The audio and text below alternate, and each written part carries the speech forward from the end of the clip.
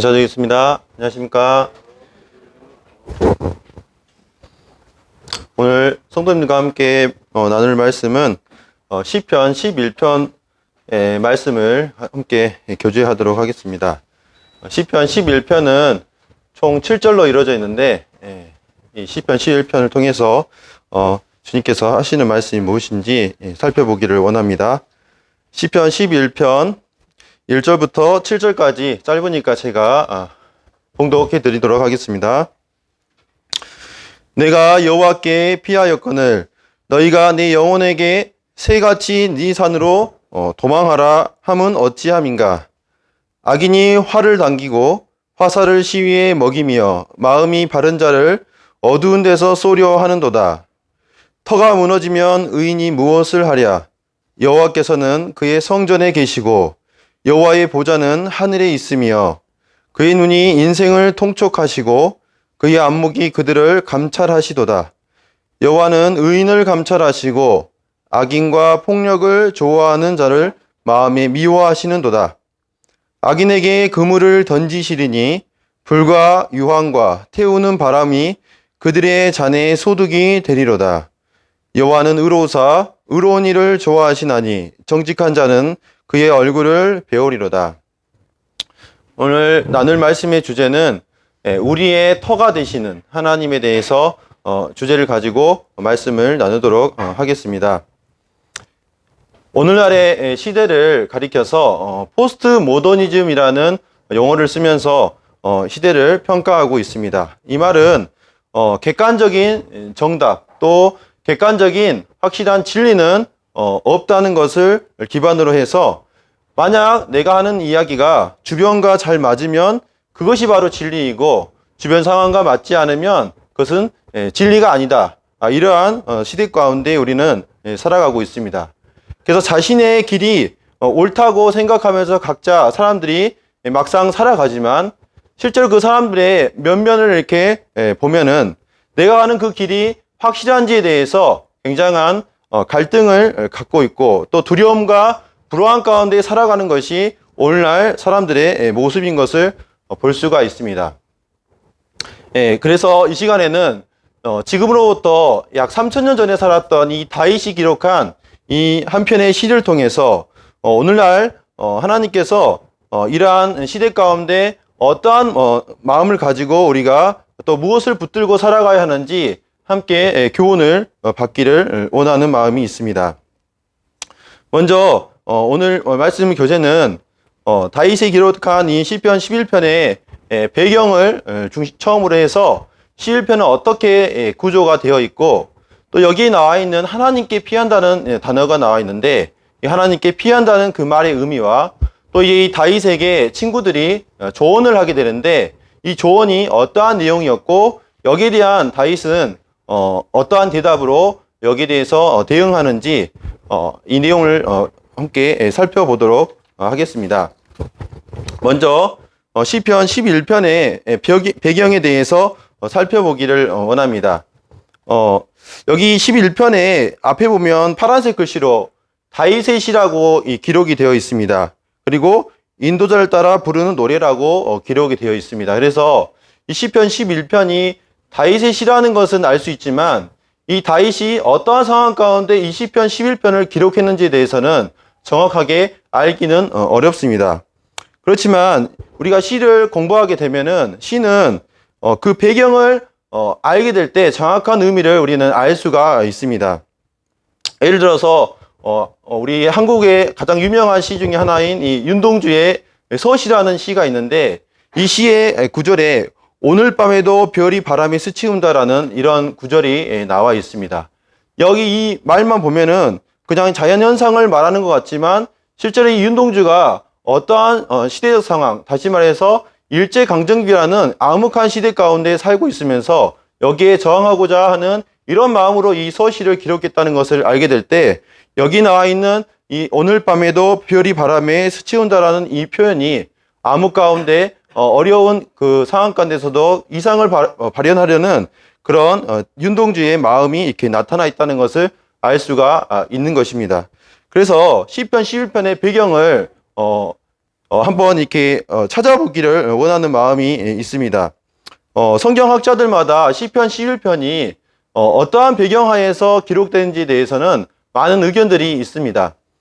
저는 이제 이 시편 11편에 나와 있는 이런 기록들의 정황들을 생각해 보면서 과연 다윗의 일생 중에서 어느 때에 이 시편 11편을 기록했는지에 대해서 한번 이렇게 추론을 한번 해 보았습니다. 먼저 방금 읽은 시편 11편의 1절에 보면 다윗은 이렇게 말하고 있습니다. 내가 하나님께 여호와께 피하였거늘이라고 말하고 있고, 또 여기에서 도망하라는 이런 말에 대해서 엉뚱한 소리 하지 말라는 이러한 뉘앙스로 처음 시편 1절을 시작하고 있는 것을 볼 수가 있습니다. 그래서 다윗은 하나님께 피하면 충분하다라는 이런 인식하에 이 시를 쓰고 있다는 것을 알 수가 있고, 두 번째는 2절에 보면 악인이 화살에 활을 넣고 시위를 당기고 이제 다윗을 공격하려고 하는 이러한 공격이 예상되는 이런 상황 가운데 시를 이렇게 쓰고 있다는 것을 우리가 알 수가 있고, 또 세 번째는 3절에 보면은 이 터가 무너지면 의인이 무엇을 하랴라고 하면서 이스라엘의 이 터가 그 무너져 있는 이러한 상황에 대해서 이 다윗이 이야기하고 있는 것을 볼 수가 있습니다. 그래서 다윗이 많은 경험을 통해서 하나님께 피하는 것이 충분하다.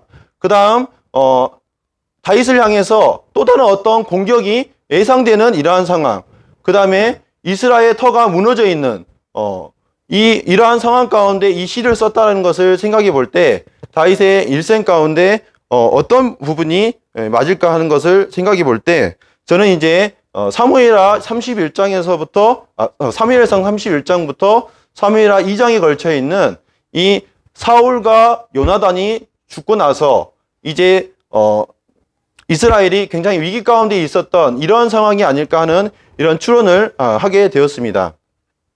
그래서 이 부분을 보면 다윗은 오랜 기간 동안 사울을 피해서 도피 생활을 하면서 하나님께 피하는 것이 안전하다는 것에 대해서, 때로는 그가 모압 지형으로 가서 하나님께 피하는 것이 아니라 사람을 의지하는 이러한 부분들을 경험하면서 하나님께 피하는 것이 충분하다는 것을 그의 삶 가운데서 경험하게 되었고, 또 이제 다윗이 만약에 왕으로서 이렇게 나타나게 되었을 때 다윗을 향한 이 견제 세력들이 있게 됐는데, 바로 사울의 죽지 않은 아들인 이 이스보셋을 통해서 다윗은 어쩌면 죽을 수 있는 이러한 견제 세력이 존재하다는 것을 생각해 볼 수가 있고, 그 다음에 이스라엘 터가 무너진 상황, 당시에는 왕권 체제였기 때문에 왕이 죽는다는 것, 그 다음에 그 직속 후계자였던 이 요나단이 죽는다는 것은 바로 그 나라의 존립 자체가 굉장히 어려운 상황이었고, 또한 이 사울은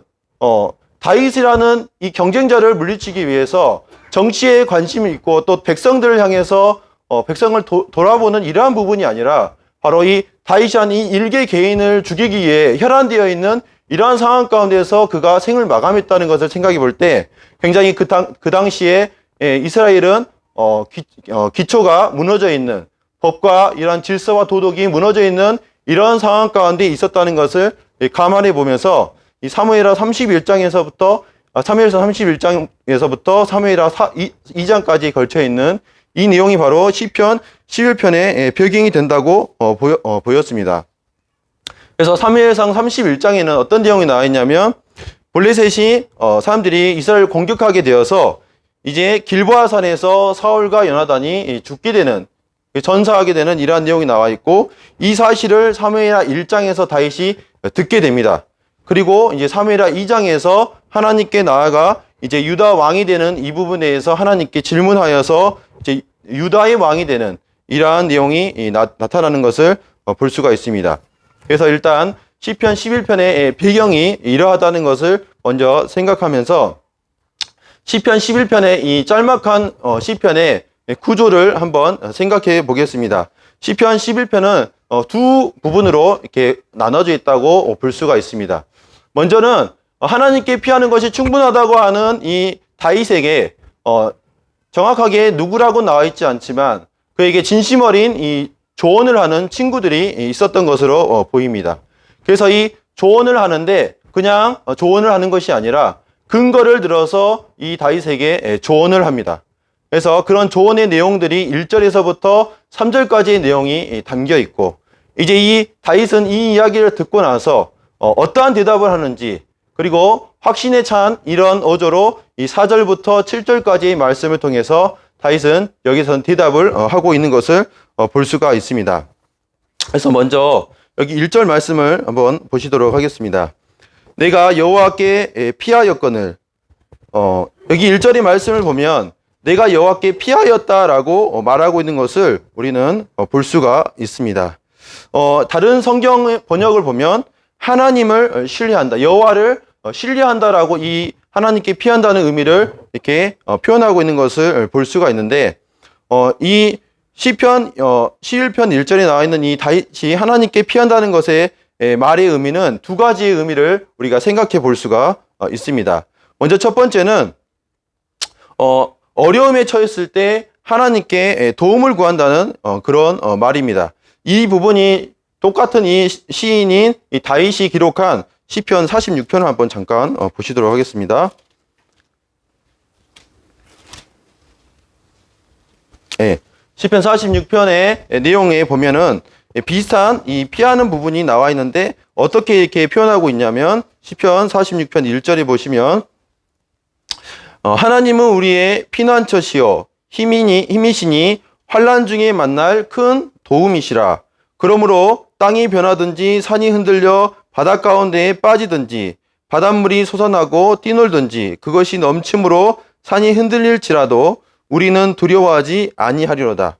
제가 고라의 시인데 이 시에서도 하나님께 피하는 이런 부분들이 나와 있는데, 피난처로 삼았다는 이 내용이 나와 있는데, 바로 환난 가운데 만날 도움이라고, 바로 어려움에 처했을 때 하나님께 도움을 구하는 이것이 바로 하나님께 피한다는 것의 의미라는 것입니다. 그래서 어떤 상황에서도 하나님을 의지하면 도우신다는 이 확신을 가지고 하나님께 자신을 부탁하는 것이 바로 이 첫 번째 의미가 되겠습니다.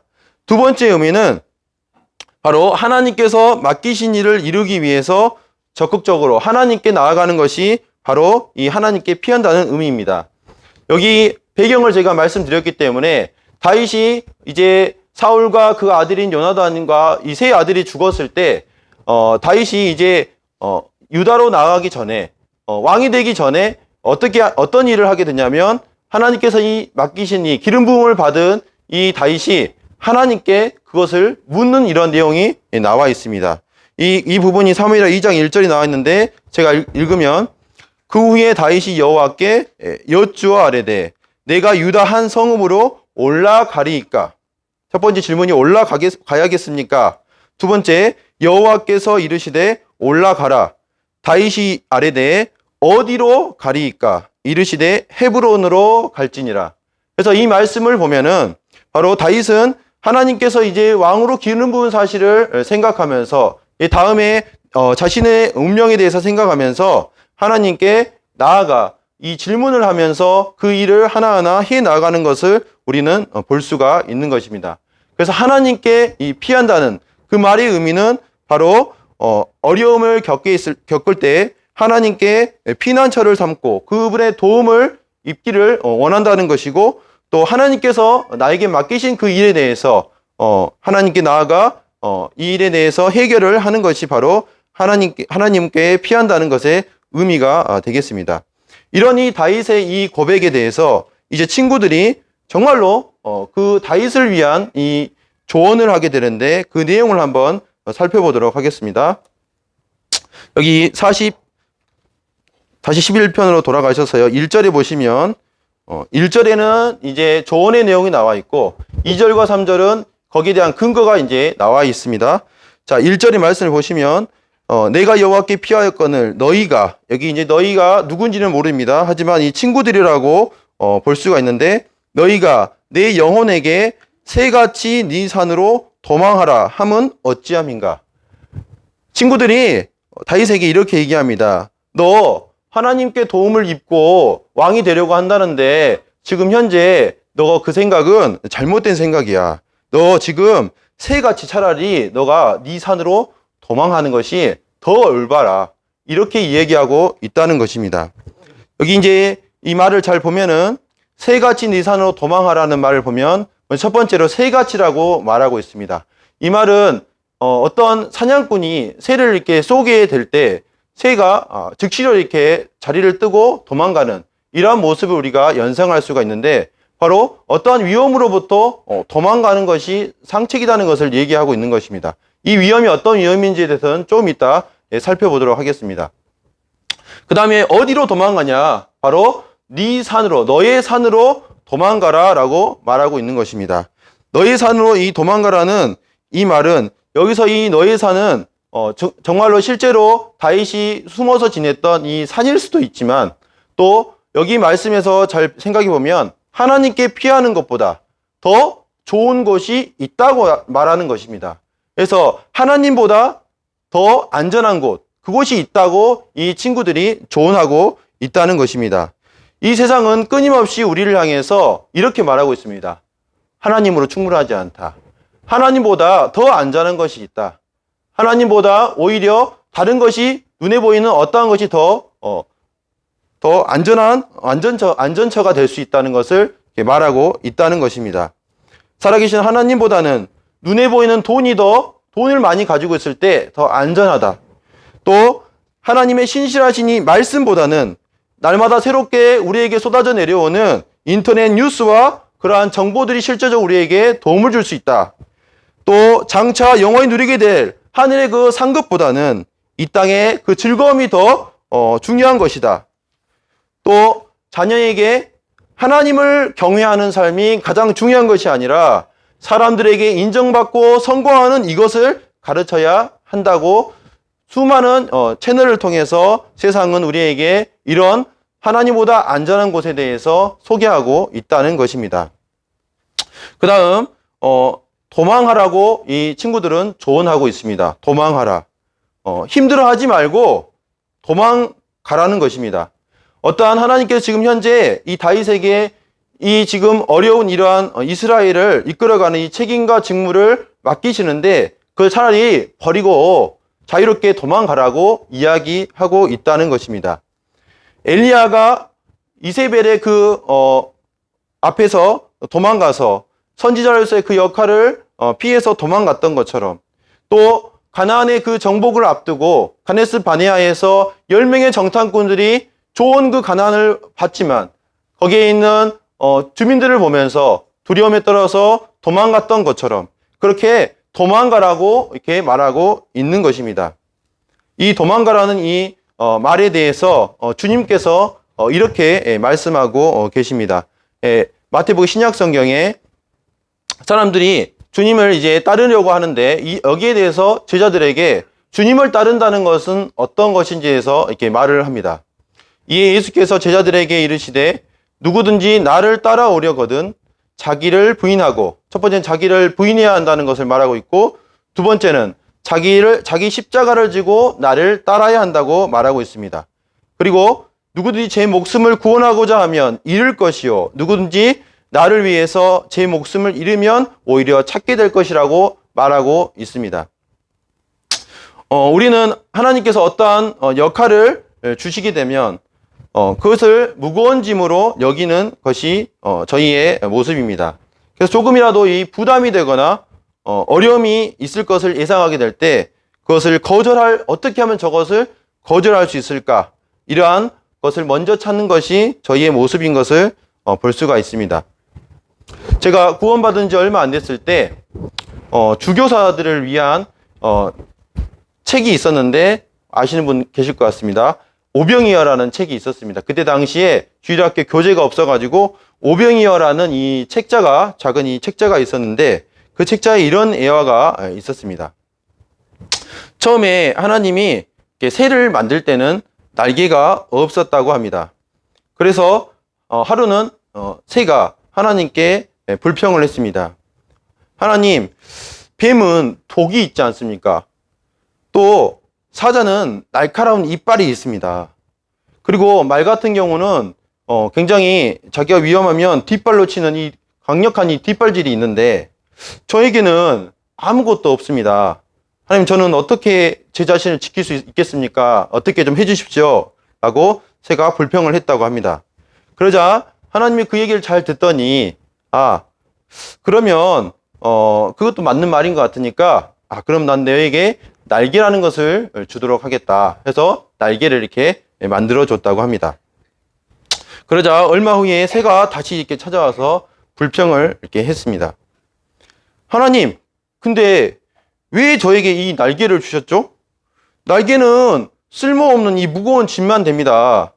이 날개를 제가 몸에다가 이렇게 달고 다니니까 너무 힘들고, 예전에는 날개 없을 때는 빨리라도 달릴 수 있었는데 날개 때문에 도저히 빨리 달릴 수도 없습니다. 도대체 어떻게 된 겁니까?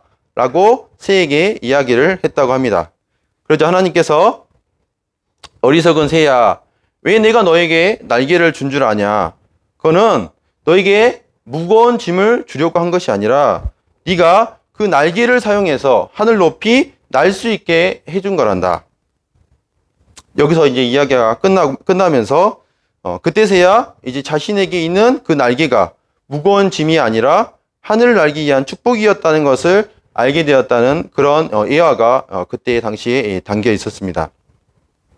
그러면서 새에게 그 날개가 무거운 짐이 아니라 바로 하나님의 그 축복이라는 것을 말하면서 이제 주교사들에게 맡겨진 그런 아이들에 대해서, 그 아이들은 사실은 너에게 하나님께 주신 무거운 짐이 아니라 오히려 그것을 통해서 주님을 배울 수 있는 축복의 기회가 된다는 것을 이 책에서 이제 소개하고 있었던 것이 생각이 납니다.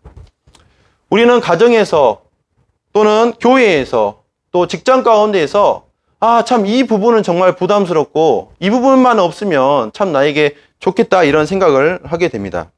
그래서 여기 친구들이 조언하는 것처럼 멀리 도망가라고 하는 이런 조언을 우리는 듣고자 하는 것입니다. 그렇지만 하나님은 그러한 그것을 통해서 나에게 주님을 배울 수 있도록 이끌어 주신다는 것을 우리는 기억해야 한다는 것입니다. 주님께서 말씀하신 대로 자기를 부인하고 자기 십자가를 지고 나를 따를 때 비로소 주님을 더욱더 깊이 알아가고 그분의 마음을 알아갈 수 있는 그런 기회가 된다는 것입니다. 이제 이 친구들의 조언의 근거를 한번 살펴보기를 원합니다. 2절 말씀을 보도록 하겠습니다.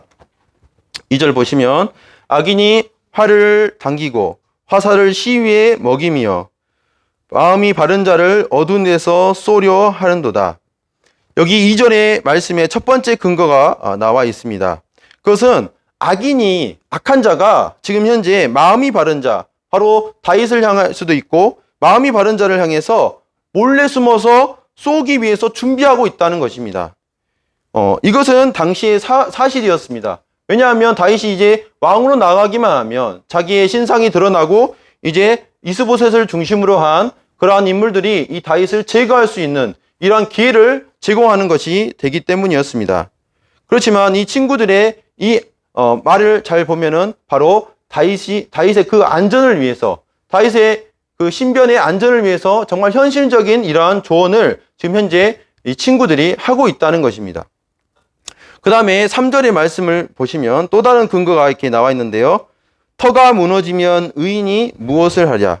여기 터는 영어로 이제 우리 그 자매님들 얼굴에 바르시는 파운데이션 있으시죠? 예, 기본 화장.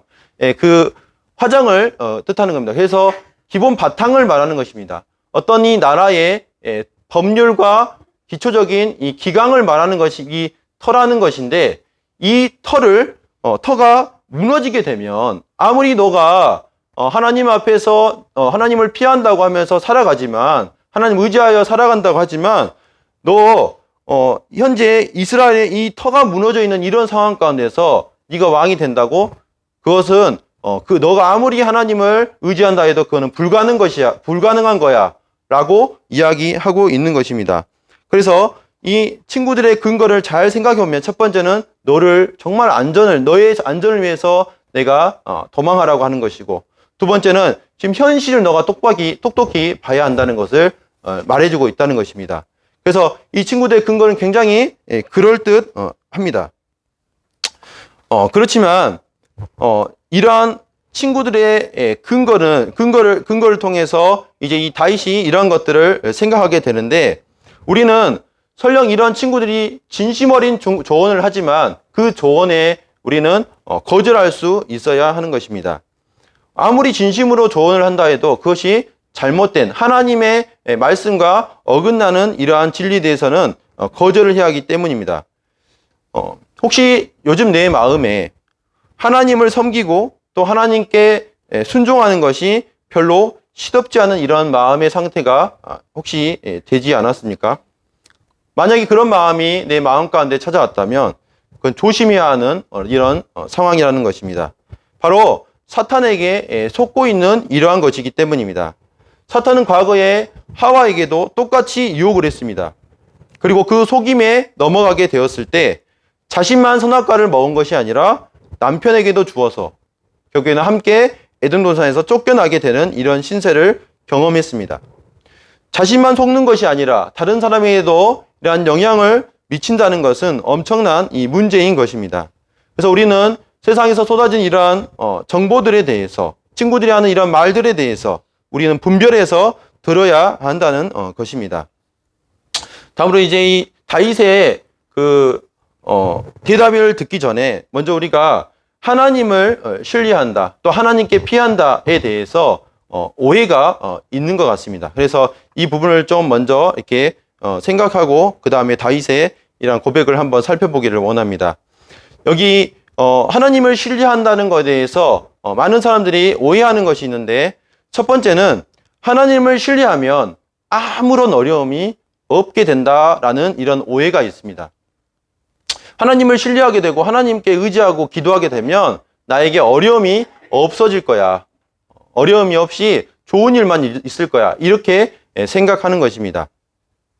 근데 방금 아까 읽었던 46편 1절의 말씀에 보다시피 하나님 우리의 피난처시요 또 환난 중에 만날 도움이라고 말하고 있습니다. 평안 중에 만날 도움이 아니라 환난 중에 만날 도움이 된다는 것입니다.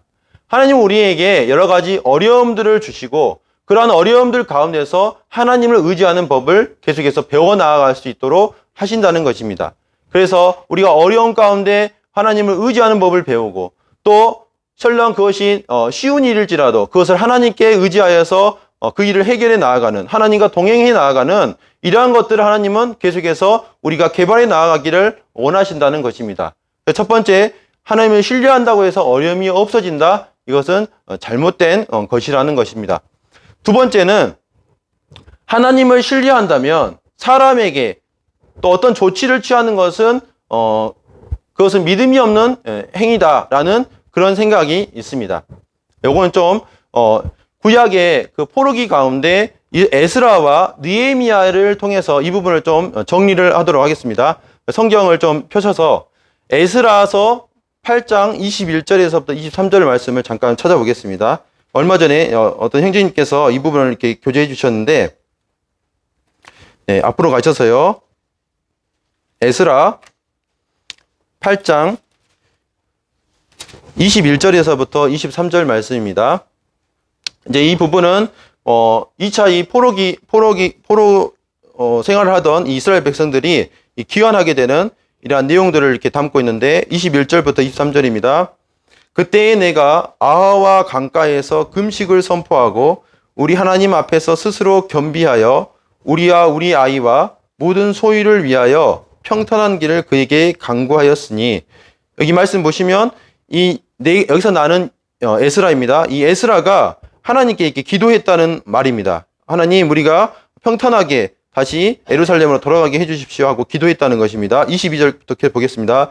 이는 우리가 전에 왕에게 아뢰기를 우리 하나님의 손은 자기를 찾는 모든 자에게 선을 베푸시고 자기를 배반하는 모든 자에게는 권능과 진노를 내리신다 하였으므로 길에서 적군을 막고 우리를 도울 보병과 마병을 왕에게 구하기를 부끄러워하였습니다. 그러므로 우리가 이를 위하여 금식하며 우리 하나님께 간구하였더니 그의 응낙하심을 입었느니라.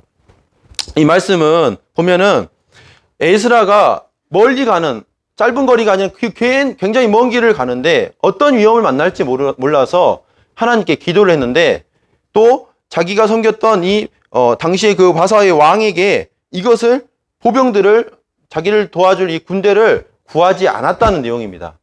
그랬을 때 하나님께서 이 평탄하게 갈 수 있도록 해 주셨다 이런 내용이고요. 그 다음에 느헤미야입니다. 느헤미야는 이제 3차 포로 귀환의 시기를 담고 있습니다. 느헤미야 2장 몇 장만 뒤로 넘기시면 느헤미야 2장 7절에서부터 9절 말씀입니다. 내가 또 왕에게 아뢰되 왕이 만일 좋게 여기시거든 강 서쪽 총독들에게 내리시는 조서를 내게 주사 그들이 나를 용납하여 유다에 들어가기까지 통과하게 하시고 또 왕의 삼림 감독 아삽에게 조서를 내리사 그가 성전에 속한 영문의 문과 성곽과 내가 들어갈 집을 위하여 들보로 쓸 제목을 내게 주게 하옵소서 하매 내가 내 하나님의 선한 손이 나를 도우심으로 왕이 허락하고 그래서 군대 장관과 마병을 보냈다. 이 내용이 이렇게 나와 있습니다. 느헤미야는 근데 에스라는 왕에게 도움을 구했습니다. 그렇지만 여기 말씀을 보다시피 느헤미야는 왕에게 도움을 구했습니다. 에스라는 구하지 않았지만 느헤미야는 구했다는 것입니다. 그러면 느헤미야는 육신적인 사람이고 에스라는 신령한 사람인가? 그게 아니죠. 여기 읽었던 말씀 앞에 보시면 성도님도 아시다시피 느헤미야는 하나님께 묵도하고 오랜 시간 동안 하나님의 그 때를 기다리면서 이 말을 하게 된 것입니다. 그래서 우리가 하나님을 신뢰한다고 하면서 사람에게 도움을 구하는 것은 그것은 믿음이 없는 것이라고 이렇게 생각할 수 있는데 하나님께서 주신 그런 상황들이 있는 것이고 그 상황 가운데서 하나님을 의지하면서 이렇게도 하고 저렇게도 할 수 있다는 것입니다. 그래서 이런 부분들을 우리가 오해가 없어야 된다는 것 때문에 이렇게 말씀을 드렸고요. 그 다음에 하나님께 기도만 하면 부족과 같이 또 놀라운 이런 일들이 일어날 것이다 라는 이러한 것이 사실 저희 모임에는 별로 없지만 이게 일반 기독교계에서는 이런 부분들이 이렇게 팽배해 있습니다. 그래서 하나님만 의지하면 이 일들이 이렇게 꿈같이 이렇게 해결이 될 것이다. 그렇지만 하나님을 신뢰한다, 하나님을 의지한다는 것은 단순히 기도만을 의미하는 것이 아닙니다. 이게 신명기 11장 22절 말씀, 요한일서 말씀 잘 아시니까 신명기 11장 말씀 한번 보시겠습니다. 신명기 11장 22절입니다.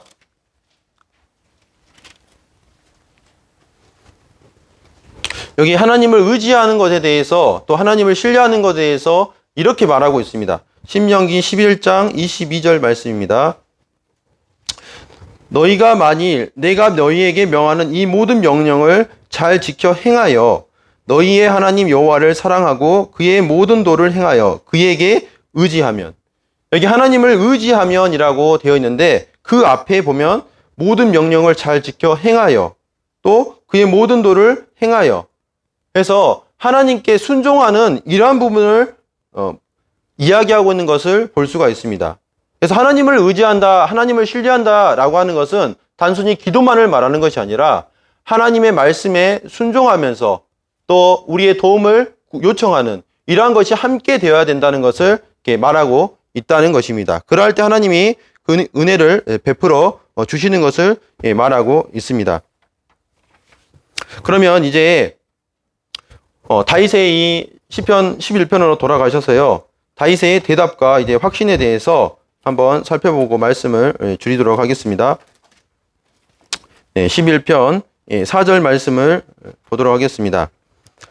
여호와께서는 그의 성전에 계시고 여호와의 보좌는 하늘에 있으며 다윗은 이제 이 친구들의 조언에 대해서 어떻게 대답을 하냐면 하나님은 이런 분이야 라고 이렇게 대답을 하는 겁니다. 하나님 내가 믿고 있는 이 하나님은 어떤 하나님이냐면 이런 하나님이야.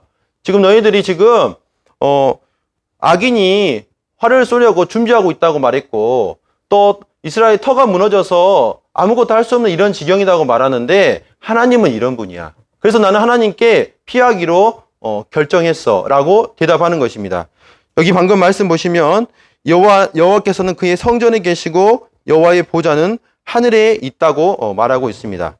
그 말은 다시 말해서 하나님께서는 이 흔들리지 않는 주권자라는 것을 이렇게 말하고 있는 것입니다. 사람의 이런 모습 가운데 또 다윗조차도 자신은 흔들릴 수밖에 없고 부족하고 나약한 인생이지만 하나님은 흔들리지 않는 턱 가운데 계시는 주권자 되시는 하나님이라는 것을 이 다윗이 말하고 있는 것입니다.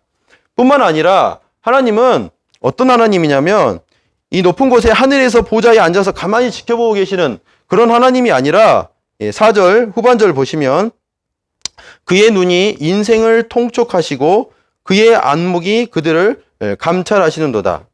그래서 하나님은 어떤 분이냐면 모든 것을 아시는 이 관찰자 되시는 분이야. 하늘에서 그냥 가만히 계시고 흔들리지 않는 그 터 위에 계시는 것이 아니라 저마다 사람들을 직접 세밀하게 관찰하고 계시는 분이라는 것입니다.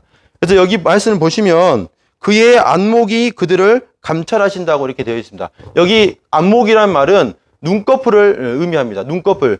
성도님들 물건 찾으실 때 어떻게 해요? 이렇게 작은 거 찾으실 때 눈을 이렇게 개슴츠레하게 해가지고 하나하나 어디 있나 이렇게 찾으시죠? 그것처럼 하나님께서 인생들을 살펴보시고 관찰하시는데 멀리서 이렇게 가만히 보시는 게 아니라 자세하게 눈을 이렇게 작게 떠서 우리가 어떤 것을 찾아내는 것처럼 자세하게 보시는 분이라는 것입니다. 사람은 어떤 누군가의 이야기를 통해서 어떤 것을 판단하지만 하나님께서는 친히 자신의 그 눈으로 이 모든 인생들의 저마다의 상황들을 또 마음 가운데 있는 것들을 자세하게 살펴보고 계시는 분이라는 것입니다. 뿐만 아니라 하나님은 의로우신 심판자라는 것입니다. 아까 2절에서 친구들이 이렇게 말했죠. 악인이 너 화를 쏴려고 너 지금 준비하고 있어. 너 조심해야 돼. 이렇게 말하고 있었잖아요. 하나님께서는 그 어두운 곳에서 나를 죽이려고 하는 그 사람들조차도 모르시는 것이 아니라는 거죠. 직접 보고 계시고 세밀하게 보고 계시는 그런 하나님이시고 하나님은 또한 의로운 자에게는 의로운 자를 인정하시고 의로운 자에게는 보응하시지만 악한 자에게는 심판하시는 악한 자에게는 하나님께 거기에 상당한 벌을 주시는 이러한 분이라는 것을 이 다윗이 확신에 차서 이렇게 말하고 있는 것을 볼 수가 있습니다. 그래서 이런 다윗이 말하고 있는 이런 하나님에 대한 이러한 내용들을 통해서 우리에게 하나님께서 이 시대를 살아가면서 우리가 붙들어야 할 것이 바로 이 하나님의 터라는 것을 우리는 알 수가 있습니다. 그래서 다윗은 마지막으로 7절의 말씀에서 이렇게 말씀하고 있습니다. 여호와는 의로우사 의로운 일을 좋아하시나니 정직한 자는 그의 얼굴을 배우리로다. 하나님께서는 그 성품이 의로우신 분이기 때문에 의인을 향해서 내버려 두거나 외면하신다면 그건 하나님의 성품과도 맞지 않다는 것을 이렇게 말하고 있는 것입니다. 그래서 하나님은 반드시 의인을 외면하지 않으시는 분이고 또한 정직한 자, 이 정직한 자와 의인은 같은 의미로 써졌다고 볼 수가 있는데 이 정직한 자가 결국에는 마침내는 그분의 얼굴을 그분과 교제하는 그분을 대면하는 이러한 축복 가운데 거한다는 것을 이 다윗이 결론을 짓고 있는 것을 볼 수가 있습니다.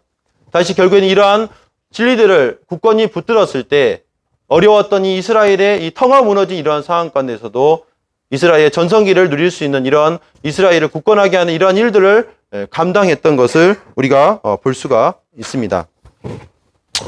말씀을 이렇게 정리하도록 하겠습니다. 다윗이 기록한 이 시편 11편의 내용을 함께 이렇게 살펴보았습니다. 세상에서 우리는 끊임없이 정말 여러 가지 현실적인 이유를 들어서 우리에게 사람들은 혼란을 야기시킵니다.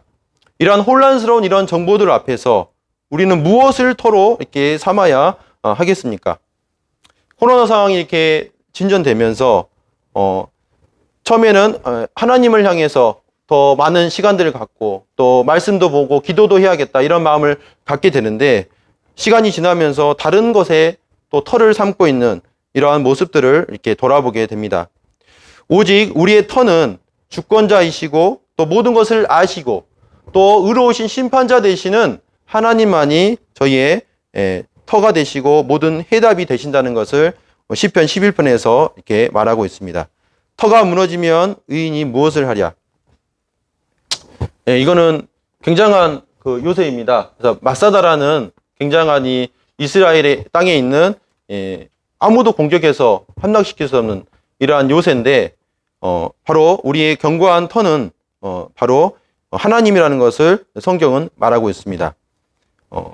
디모데후서에 그러나 하나님의 견고한 터는 섰으니 인침이 있어 일렀으되 주께서 자기 백성을 아신다 하며 또 주의 이름을 부르는 자마다 불의에서 떠날지어다 하였느니라.